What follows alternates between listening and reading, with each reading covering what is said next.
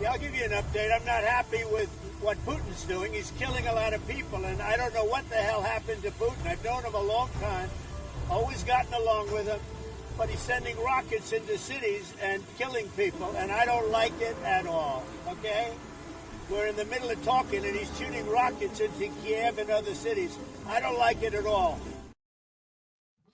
Hello, ladies and gentlemen, and welcome again to Syriana Analysis. I'm your host, Kevork Almassian. Thank you very much for tuning in to today's live streaming. I appreciate you all, whether you're watching this stream on YouTube, on Rumble, and on Ganjing World. Today, I'm joined by Sarah, the co-founder of DD Geopolitics. I think she's her identity and her biography is well known for all of you, and I can see in the comments below. And today I was doing some research about you, Sarah, and I found a lot of articles about you, smear articles. So congratulations about that, which means you're doing a great job. And thank you so much for coming today to the show. This is your first time, and I told you behind the scenes, I'm ashamed for not having you. Before this live streaming, I came to your show multiple times, and this is your, what do they say in English? The debut, the first appearance. Debut.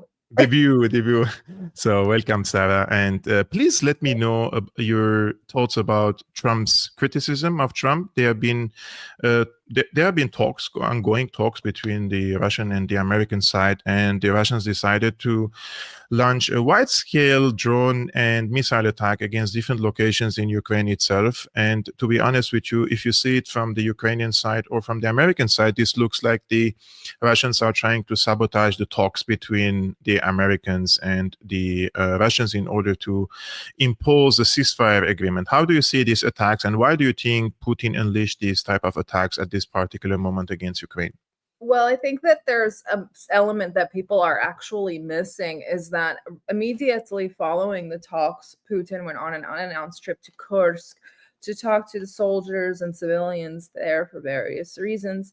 Obviously, this was unannounced, but on his way back after departing Kursk, an enormous Ukrainian drone swarm, over 700 drones were launched towards Moscow. Some of these drones also almost hit Putin's helicopter while he was being transported back to Moscow. The reports from the Kremlin are stating that the helicopter itself actually fended off drones and shot a few down. So this is this is a retaliation for that 700 drone strike as well, or drone swarm, as well as the attempt on President Putin's life. And I think that's conveniently being left out in the Western media. I think that whether it's true or not, I intend to believe that it is true that Ukraine did try to shoot down the helicopter. But I think that once Russia saw the tremendous backlash about their strikes on Ukraine, they decided to release this information about the attempt on the helicopter. Because if you watch that video, the one that you just played of Trump, which I absolutely love, that him just screaming, "What the hell happened to this? I've known him for a long time."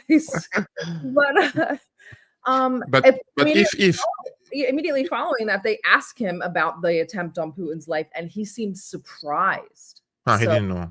Yeah.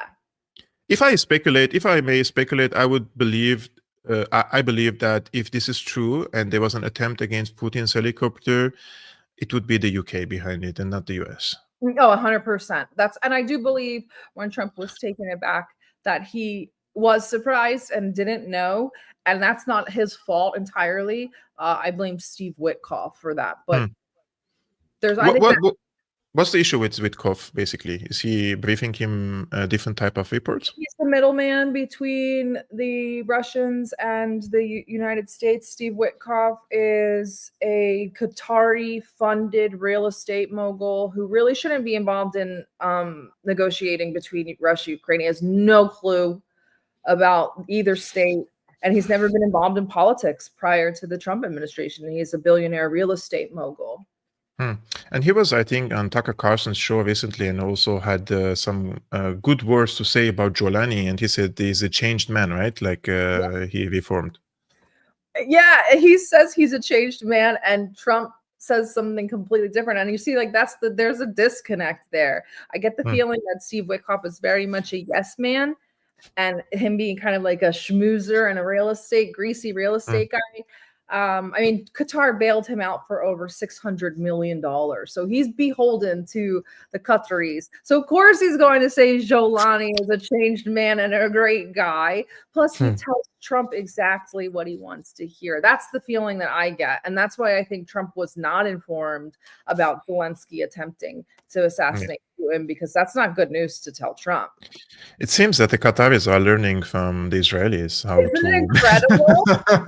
I have been shocked myself because, I mean, we always talk about the infiltration of the Israelis. I mean, that's a given. We know about it. We could talk about it. I mean, at this point, we're probably not shocked by much of it. But when people kept, these crazy articles were coming out from the Zionists saying, Qatar is infiltrating our government. And I said, why are they freaking out right now? This seems like they're worried about losing their power. And that's exactly what it is. The Qataris have a tremendous amount of money, and they have very good friendships with a lot of this administration. And they came out of nowhere. They really did. They came out of nowhere. So I think they have learned a lot from the Israelis. Yeah, I think in the previous Trump administration, he was criticizing Qatar, and he said Qatar is basically a sponsor of terrorism in the region, which was correct and factually correct. And then things started to change because the Qataris also started copying what Saudi Arabia and the UAE basically were doing, and that is to invest directly in the US with hundreds of billions of dollars, and including big real estate investments, which Trump loves, and I'm sure he's also making some profits from it. The Zionists, I think they're freaking out because they don't have the same money as the Qataris. The Qataris are so much more richer than the AIPAC, and I mean, if AIPAC can buy Trump for 100 million, or Zionists can buy him for 100 million, and Trump can dedicate the West Bank and Jerusalem to the Israelis, then, and also the Golan Heights, and I think the Qataris can do more. So this is a question about foreign interference, basically directly in the US affairs. And when I'm reading the American political class, it seems that they don't have loyalty to their to their country, basically. So whoever is funding them, they change course because Trump says something 5 years ago, and then he flips into a completely different narrative about Qatar just because there is political money in this. I mean, they watched Qatar overthrow Assad, and then afterwards admit we paid $1 trillion to do that. So if they're willing to spend $1 trillion to overthrow Assad, who was, I mean, kind of on the brink anyway, probably didn't need $1 trillion, but they threw it out there anyway. That means they have that much disposable income. That's very threatening to Israel. And Qatar has more disposable income under their feet. Israel doesn't really have that sort of luxury of a natural resources sort of stash. Qatar is going to be is showing its teeth now, but I think that this is a sign of things to come. They're going to be a powerhouse for a very long time, and it puts the United States in a corner because they have our largest base in the Middle East. They maintain it and they pay for it. So there's nothing that the United States can really do in the sense of kind of disciplining or reeling in Qatar. And if they're willing to throw $1 trillion at Jolani, Trump hears that and he's like, wait a minute. If he gets $1 trillion, what can I get? Don't forget, Qatar also bailed out Jared Kushner for his $1 billion real estate deal in Manhattan. So they're very, very wealthy and very well in ties with the Trump family administration.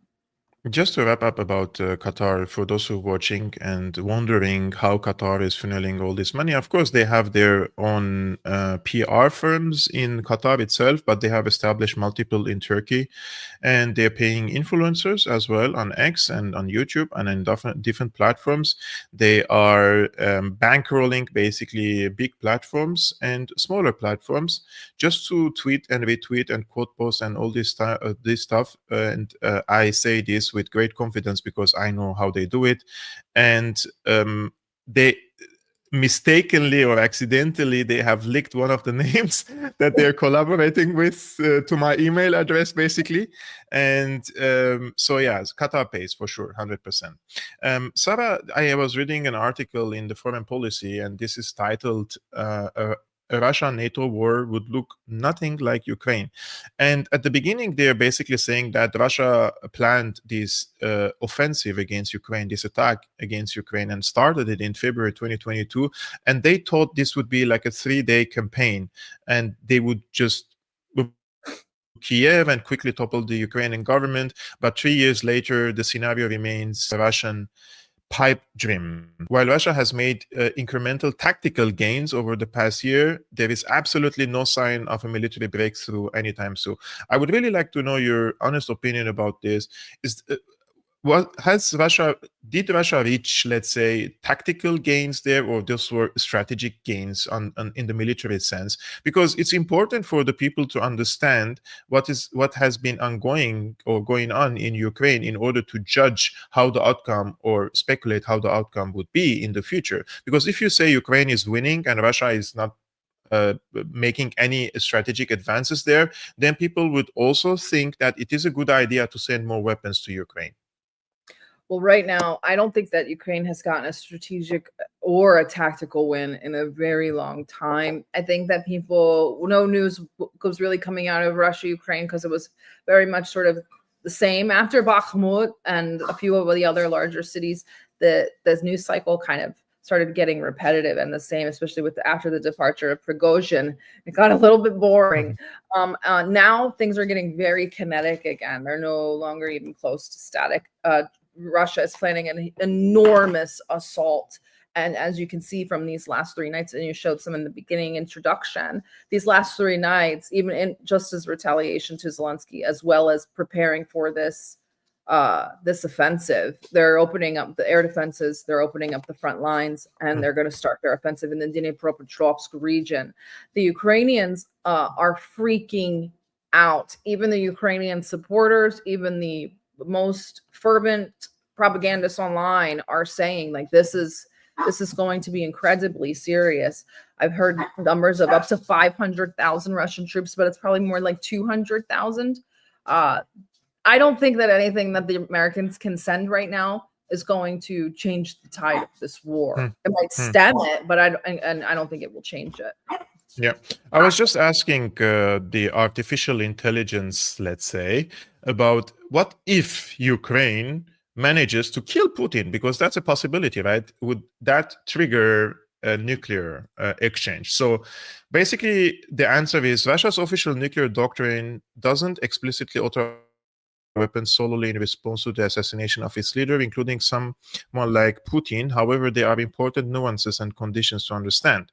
So Russia's publicly stated nuclear policy, as outlined in its 2020 document, Basic Principles of State Policy of the Russian Federation on Nuclear Deterrence, allows for the use of nuclear weapons in the following situations: in response to a nuclear attack or the use of other WMDs against Russia or its allies; if reliable information exists about the launch of ballistic missiles attacking Russian territory; 3, if an attack using conventional weapons threatens the very existence of the Russian state; and 4, if critical government or military facilities are attacked and this undermines nuclear forces' response or capabilities. I think this is the old doctrine, right, from 2022. They have updated it recently, and probably, but that doesn't really change they've had their red lines crossed multiple times. Maybe we're working with strategic patience from the Russians. If they would have hit Putin or injured him, I don't know that they would have gone nuclear. But I think that could have been an option. I think the decapitation of the leader of the Russian Federation would definitely trigger a huge response, and I think we have seen some of it now, because after the alleged, let's say, assassination attempt against Putin, I'm not sure if they knew that Putin was in the skies at the current moment, but if the Brits were involved, because I'm convinced 100%, but this type of operations are usually done by the Brits. They have done it multiple times in Syria. I believe that in 2012, the Brits have assassinated the 6 senior generals, officers in the Syrian army, including the defense minister, the advisors of Assad. This was in summer 2012. And in 2013, I believe that the Brits were involved in the false flag operation of using sarin gas, basically, in Ghouta. And then they have established the white helmets, basically, which Mhm. they were like the experts in this type of psychological operations and false flag operations, whether in Syria and in other places. So in this case, I'm reading on multiple platforms that now there is a rift, not only in the US itself, because we hear a lot that the US administration is divided between people who are giving the correct information to, let's say, Trump, and other members of the administration who are more hawkish. Do you think this rift exists in the US administration, or they're playing the good cop, bad cop, let's say, with Russia? I'm not really sure, but I like that you brought up the MI6 UK element, because I think that they get left out a lot. And I think that the United States takes, not that they don't deserve it, I think the United States takes a little bit of the heat that should go to the British. I'm glad that you pointed out the Syria stuff. I think that they've been way more heavily involved in Ukraine than people are willing to admit, and that it's really gotten media coverage. Obviously, the United States took care of Nord Stream, but the UK had a hand in putting the kibosh on peace talks. That was Boris Johnson. They've helped them with intelligence. They've helped them with weapons to strike inside of Russia. And I believe, just as you said, that if there was prior intelligence to this strike on the helicopter, or the attempted strike on the helicopter, it was from the British. Although I also agree that it's more likely that he was wrong place at wrong time, because I don't think anybody knew about this trip. So yeah. I think the Brits do not get much of a bashing like the Americans. Like when I see the major conflicts around the world, like India, Pakistan, how did it happen? And Tibet, for example, Israel, Palestine, right? Like all these divisions. They were the Brits. And I think because like the United States supplies all the weapons and all the meat, that they get all the blame. But all of this stuff, I mean, Kosovo, Taiwan, Hong Kong, all of this stuff is British endeavors. This is like British colonialism endeavors. Recently, Robert Ford, who was the US ambassador to Syria at the beginning, when he went to Hama and he encouraged people to participate in these protests against Assad, recently he said that he was part of a British NGO to rebrand and rehabilitate Jolani, basically. So this was, again, a British NGO rehabilitating Jolani to bring him to power, and they wanted to take him out of the terrorism into a mainstream politics. And this happened all in 2023 and 2024, so the last 2 years before Assad was ousted from power. And then when I started asking my contacts, which organization would that be? That was Tony Blair's NGO. And remember, when Assad was overthrown, 2-3 weeks later, there was this meeting in Davos, the World Economic Forum. And the foreign minister of Jolani, he was interviewed by who? By Tony Blair. So it was Tony Blair all the way working on this. And this is the same guy who launched, or was essential part in the Iraq invasion. So it's mind-boggling for me how people cannot really draw parallels between what happened in Iraq and the players who were involved, and then in Syria, and they say, no, those were two separate cases. Those are not the same. What happened in Syria was just a spontaneous revolution and not an invasion, although all the players who were involved in Iraq were also involved in Syria.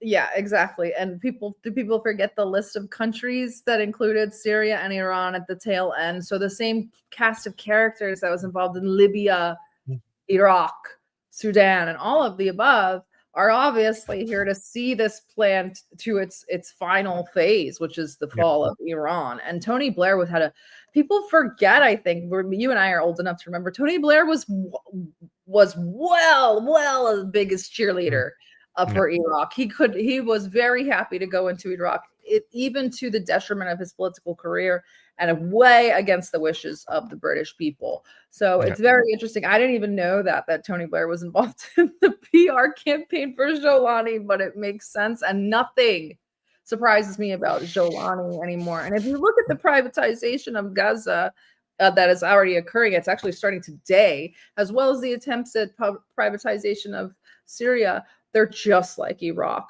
just on a much smaller scale. On the 9th of December 2024, when Assad was ousted, I posted, or I said something. I said, Syrians will soon the Syrians will soon realize that the World Economic Forum is there and it's telling them you will own nothing and you will be happy.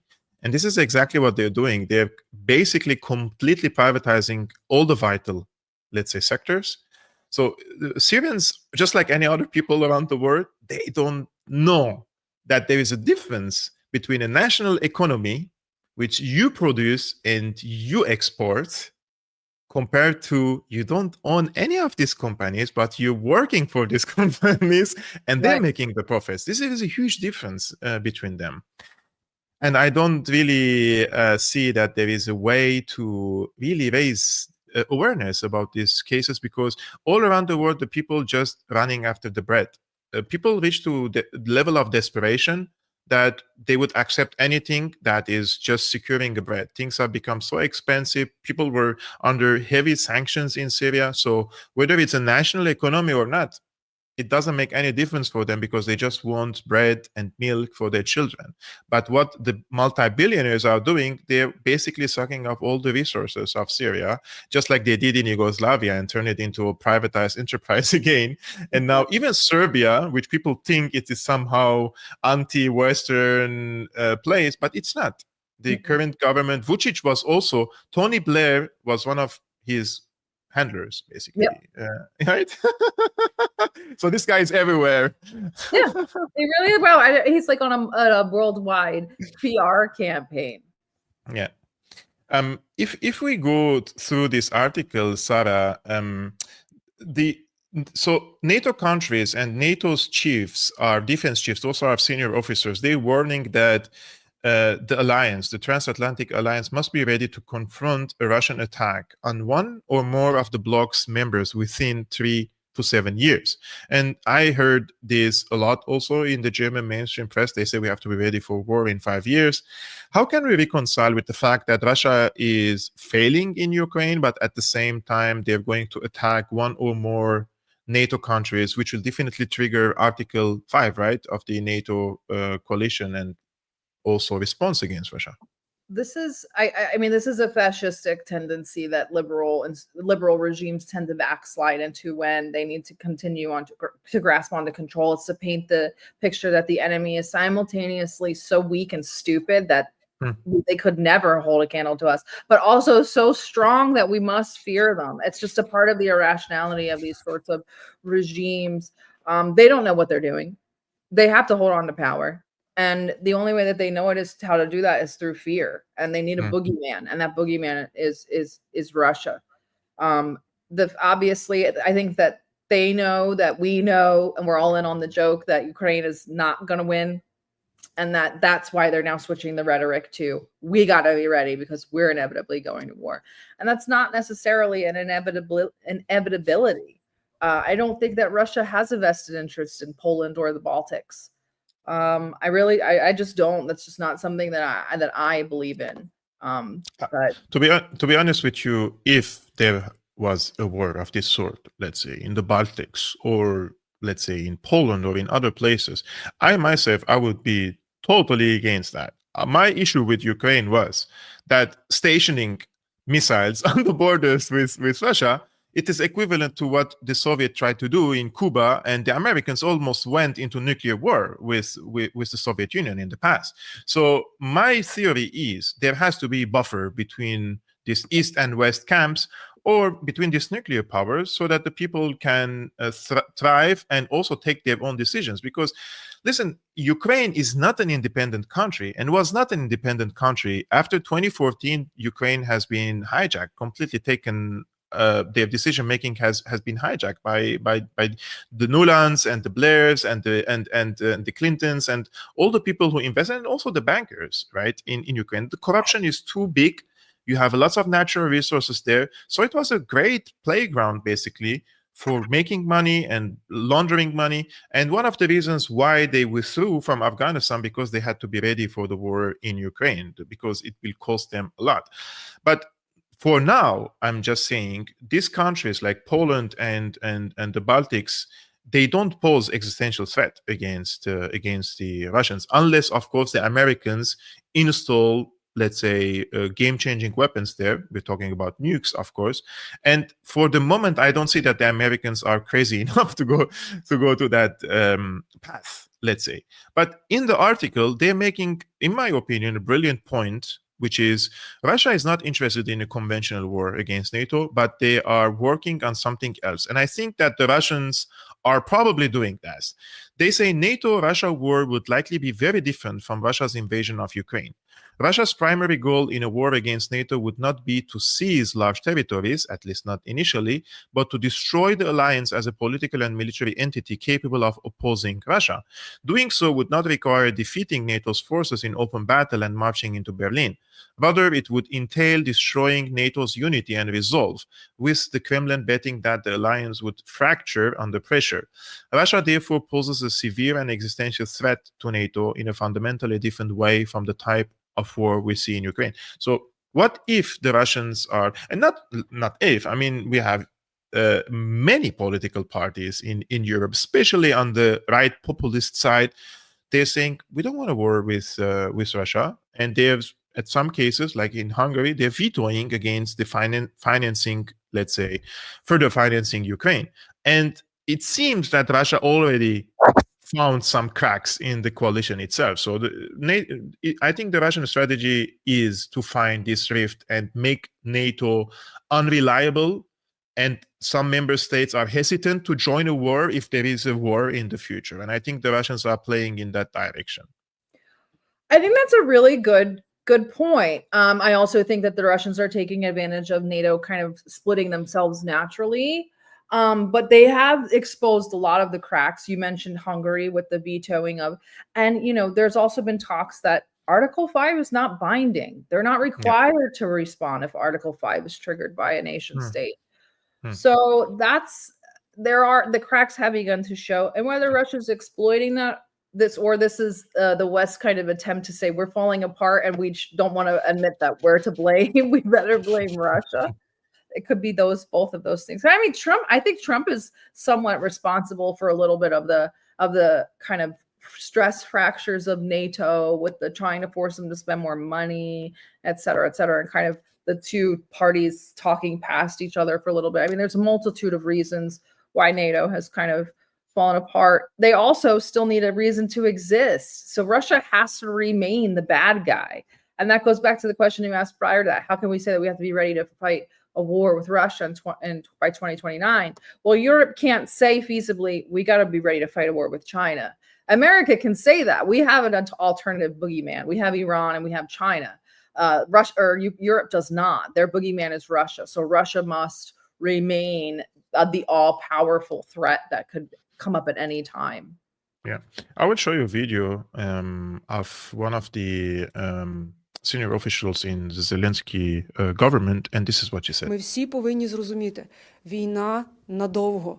Чи буде перемир'я, чи не буде. Чи будуть мирні угоди, чи не будуть. Росія залишається нашим ворогом на десятиліття, якщо не на століття. Ми повинні переналаштувати свою свідомість і суспільну свідомість для того, аби дати відсіч у кожну хвилину. І якщо, і коли ми будемо готові, війна закінчиться і не буде повторюватись знову. Якщо Росія буде знати, що наше суспільство готове до спротиву, що ми всі розуміємо кожен свою роль та місце, що ми готові дати відсіч і буде стріляти кожна хата, і під ними буде горіти земля, вони не будуть наступати. Вони будуть розуміти, що вони тут загинуть і будуть взяти в полон.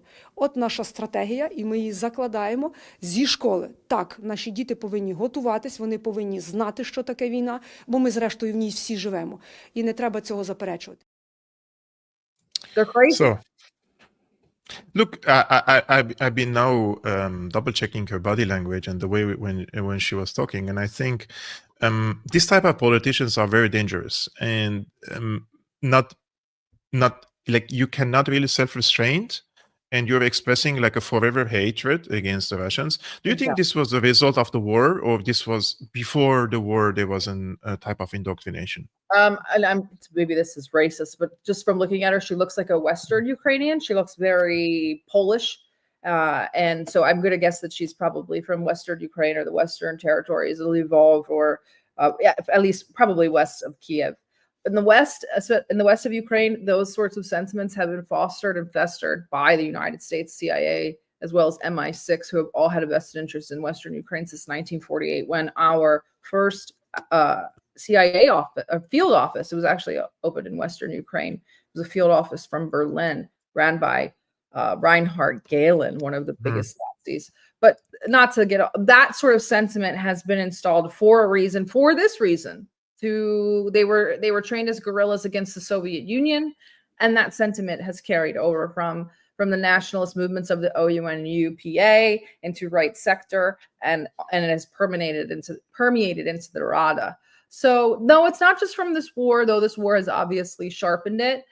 Even if you go back to the immediate onset of the war in 2022, the rhetoric and even the visuals coming out of Ukraine were kind of troubling. I mean, they were having, it was very Israeli-esque. They would have menus where they would be serving dishes of meat, and they would call them like dismembered Russian soldier and like stuff like that. Like, so this hatred goes deep. It's very common, so much that it's kind of accepted in regular society. I mean, they were giving juice to kids called the blood of the children of Donbass.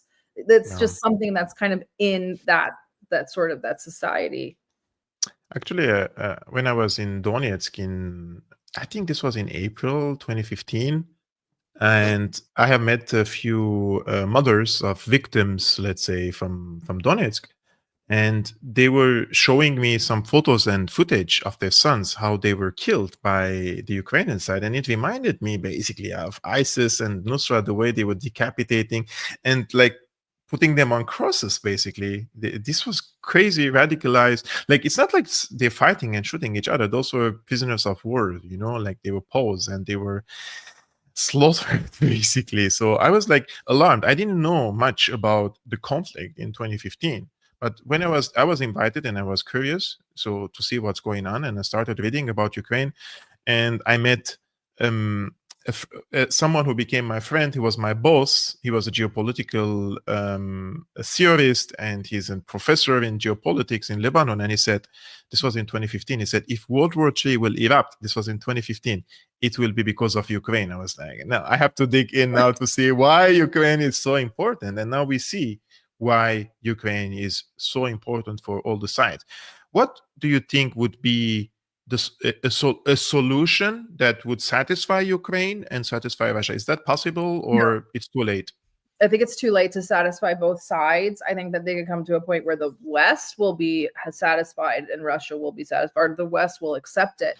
But I think that's why we're also seeing the ramping up of Russia's assaults on Ukraine, because I think that they're realizing we're getting to the point of no return, where negotiations aren't even going to be an option anymore. If you look at the last peace talks, the ones that I get my timelines messed up, but I believe they occurred right before the Pope's coronation.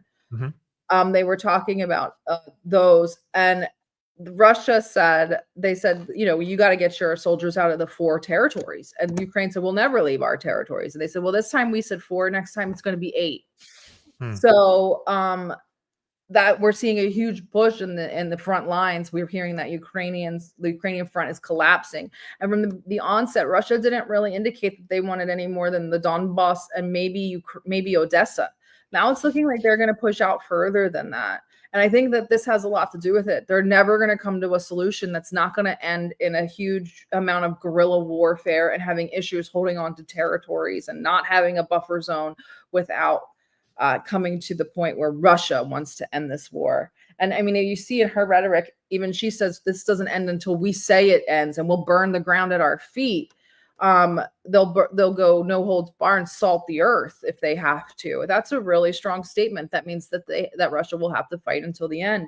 They'll forget, you know well enough, you guys have got your own issues that will be popping up in Europe after the Ukrainian war inevitably ends, when those terrorists decide that they want to start committing their own crimes. You mentioned that they were a lot like ISIS. They trained with ISIS. There's a whole battalion inside of well, I don't know if they're still around, but there was a whole battalion inside of the Ukrainian army that they were whites. Most of them were Slavs and Georgians and whatnot, but they were like LARPing as jihadis, and they gave themselves jihadi names. They've trained with these people. So the people that are now in Europe got training from our moderate rebels and our ISIS friends. So we're dealing with a much bigger problem than I think. I was actually writing an article while waiting to come on the show about how Ukraine is the new Afghanistan, and the new Iraq. That's the new Middle East, because those forever wars had to end. Iraq and Afghanistan had to end. They were not feasible anymore. And this is panning out to be kind of a bit of an Afghanistan, especially since we're seeing these mineral deals being spoken about and these $50 million private, these are not public military contracts, these are private military Anduril, Palantir types. So we're seeing kind of a repeat of these sort of forever wars. Yeah, this is exactly what Professor Mikhail Hudson once said in a previous, like 10 years old footage of him. He was talking about Brzezinski's strategy basically in Ukraine and Afghanistan, and like supporting these jihadist type of militants in Afghanistan and then supporting the neo-Nazis in Ukraine. I will just show this video because it resonates with your thoughts. Well, of course, there wasn't wisdom, but what there was a strategy. And the strategy in Ukraine is the identical strategy thought up by Mr. Brzezinski 25 years ago in Afghanistan. Brzezinski was the strategist for Jimmy Carter and convinced Jimmy Carter to say, look, the Russians are dominating Afghanistan with a civilian secular government. Let's create a new organization. Let's create Al-Qaeda. Let's back Osama bin Laden and give his supporters weapons to begin fighting the Russians. And we can pull a coup d'etat there. And the Russians will fight back, and then we'll say the Russians invaded. And it worked. Saudi Arabia made a deal with America that they would push the Wahhabi extremists, the Al-Qaeda, the most right-wing wing of the Islamic parties, and it worked. Essentially, Al-Qaeda is a contract army for the United States. After this statement of him, I felt more encouraged to say basically Al-Qaeda is a contract army of the United States. I thought if I say it, I would be called like a crazy conspiracy theorist. But I think the intelligence apparatuses, this is their job, to infiltrate this type of organizations, whether they're neo-Nazi or they're Al-Qaeda, and move them on the chessboard. And it's not a coincidence that this type of groups were basically fighting the enemies of the United States. Exactly. And I think people don't like put Ukraine into that category because they're white or they're like this outlier or they're Christian or they're not in the Middle East, but they are part of that sort of moderate rebel pipeline. They're all part of it. And that gives more credence to the theory that this is the new Afghanistan, and they have formed fifth columns with these people in Eastern European states. We are seeing them pop up in Moldova. They attempted to take the president's life in Slovakia.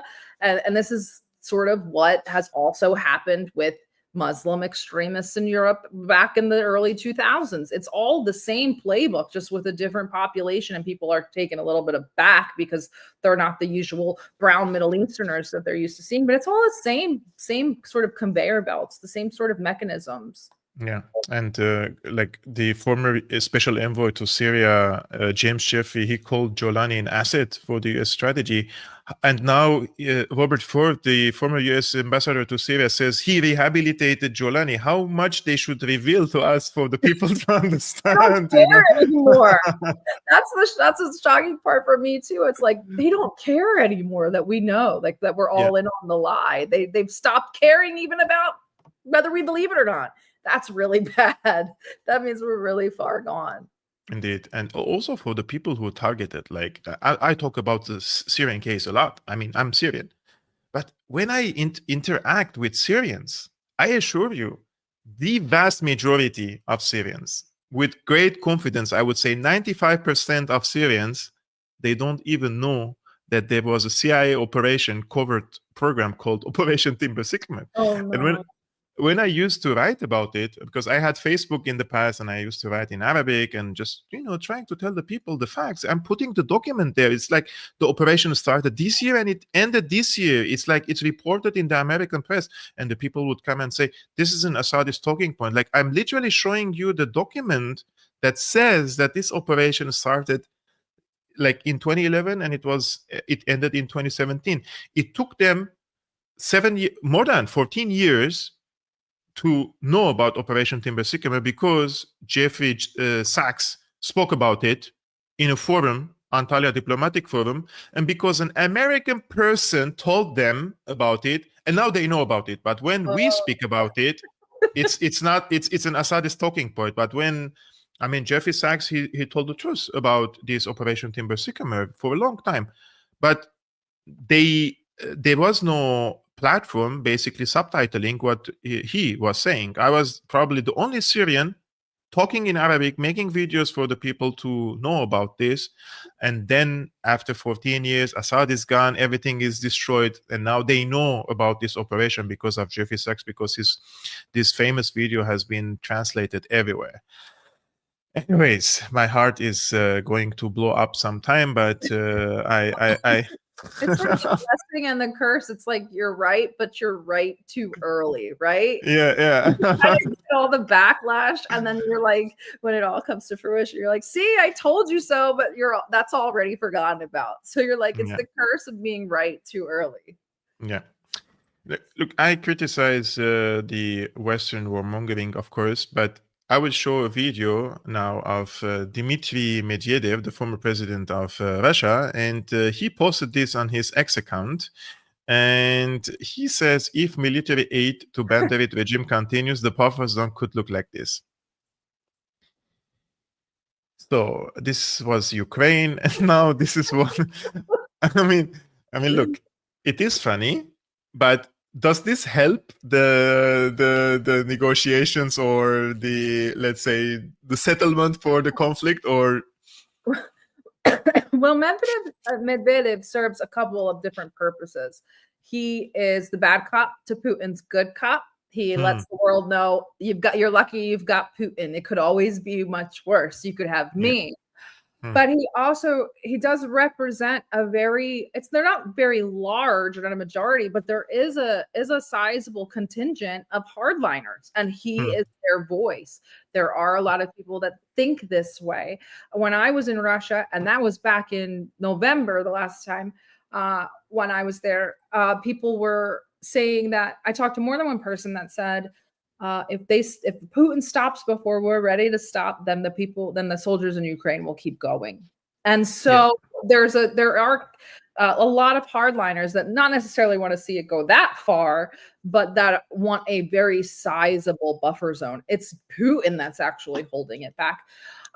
But your question was if I think this affects peace talks in any way. And no, I don't think. I think that the West, you'll see if you posted Medvedev post or even on his own post, the replies from Westerners are like, "Are you drunk?" I'm like, no, but they don't take him seriously because they don't want to. But he does represent a certain voice in Russia, and he's kind of like the extreme, right? So you give him the biggest, the most, and then you start scaling back. So he sort of represents that. But objectively speaking, Sarah, Putin was urged by many hot-headed people in Russia in the past decade, calling him a coward and asking him to attack Ukraine as early as 2014. There were so many people that I read their articles and I watched their interviews. Some of them live in Russia. They were saying Putin should attack Ukraine now, and they say he was too late. So I think Putin represents some balance for us in Ukraine. Maybe it's just an intelligence game in Russia. They're trying to portray him that way. But there were so many voices calling him to attack Ukraine earlier. Yep. And he does represent that sort of rational, cool head. And that helps that Medvedev is there because, there's always that, well, Putin's such a dictator. And then it's like, well, who would be next in line? And the only people that a Westerner could imagine, because they don't know anybody else, is Medvedev. So the idea that, okay, let's work with Putin, it kind of helps instill and kind of reinvigorate that idea that it's best to just work with Putin because the alternatives are much more aggressive. And you're right. There's still videos and there's still people that say that. I remember a recent video came out of a girl yelling in the streets of Moscow. We left the people of Donbass. We left them for too long. People are still mad at Putin over it, but not mad enough that it would cause them to lose an election. Yeah, of course. I think I'm sure that if he attacked Ukraine in 2014 or 2015, the sanctions would have worked, and he immunized the economy against sanctions. He had to strike deals with China, with India, with other countries, especially in the global south, with developing countries, in the Gulf countries, like energy hubs. It was very important for him to keep his economy, let's say, immunized against such sanctions, because what's the weapon of the West? They're not going to launch attack against Russia if he attacks Ukraine, but they will impose draconian sanctions on him. So he had to, from his point of view, of course, he had to immunize his economy. But now we have, since we're speaking about economy, and this is the last point I wanted to discuss with you, and there is a disclaimer in the description, says opinions expressed by the guest do not necessarily reflect the opinion of Syriana Analysis, and it's all. I put it all the time there, so I have to repeat it every time I ask a sensitive question. And this is about Germany. The German recent government, they want to impose sanctions on Nord Stream 2. I thought the Nord Stream 2 is their own pipeline, so they want to impose sanctions on Nord Stream 2 so that the Americans and the Russians cannot operate or restart Nord Stream 2 again. Oh. And now the defense minister of Germany, Pistorius, he says he's considering reintroducing military conscription from as soon as next year if it doesn't attract enough volunteers for its armed forces. So I don't know where Germany is headed, to be honest, but things are looking that Germany is headed to militarization. And the Russian boogeyman, as you explained in the past minutes, is so normalized here, and the people believe it. Many people believe it, basically. But conscription, like we're talking about sending men again to the military, to the army. Do you think this would be, let's say, an idea that could be attractive for the people in Germany, especially after, let's say, for 70 to 80 years suppressing the nationalistic, let's say, sentiments? Can Germany's army thrive again without nationalism? Okay, I don't want to sound like a crazy person, but I guess we can all just put our tinfoil hats on. Does this not sound exactly like World War II? I mean, if Germany starts with this militaristic rise, they're going to become a boogeyman as well, especially if it's a nationalistically charged military rise after, 80 years of disarmament. I mean, that would be really fascinating if Germany started to remilitarize. I think it would be good for Germany and the German people, but I worry about what sort of optics and what sort of messages that sends, because then, you'll have the Russians will waste no time drawing those parallels. Like, here come those evil Germans again. They've taken our pipeline and blah, blah, blah. So, it's that's a risky situation, especially after so long of no military, really. I mean, you've been pretty much occupied by the United States. That would be a very interesting turn of events. One of our commentators says, "Be careful, Kevork. You're still young, and maybe they will take you to the military." I think if I volunteer in the German army, they would not accept me. Believe me. Even if. Yeah, they have lots of suspicions about me. So I think then you recommend me basically to leave. Yeah, Germany. get out. Get out. But I mean, then again, that might also be why they've not been such hardliners about getting rid of their refugees. They have tons of military-aged men. Now they're talking about conscription. That's quite scary. Yeah. I don't want to give my opinion about this. I don't have suicidal thoughts. I live here, so everything is fine. I'm happy about my bills. Everything is great. So, guys, before we wrap up this live streaming, I'm sure most of you already follow her and her platform, DD Geopolitics. In case you don't, I have put the links in the description below, both DD Geopolitics and her personal account. So make sure to follow her and show some support for her work, because I have read lots of smear hit pieces against her today. I was checking, I was like, oh, there are more articles about her than myself, so that's she's doing greater job than myself. I won against Kevork. Good. sometimes I'm like, when I read about people that I know, I'm like, oh, who are they talking about? You know, like I know this person, you know, like myself, especially when I read articles about myself, like, are they talking about me? Who is this person? You know?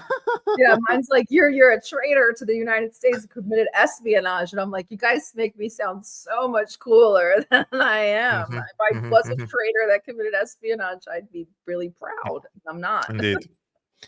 Guys, and thank you so much, guys, for tuning in to today's live streaming. Tomorrow, I will definitely do another live streaming, but probably a little bit later, 1 hour later or something. I have some jobs to do in the morning. So stay tuned for that. If you are new, I would be very happy if you subscribe to this YouTube channel. Let's hit the 100K goal. I think we're around 200 subscriptions away to hit the 100K goal. And if you like to support my independent work, the one that I'm doing like this, you can become a patron, patreon.com/Syriana Analysis. If you don't like to use Patreon, there are different other means in the description below, and I will see you tomorrow. Peace be upon you, upon your families. Salam.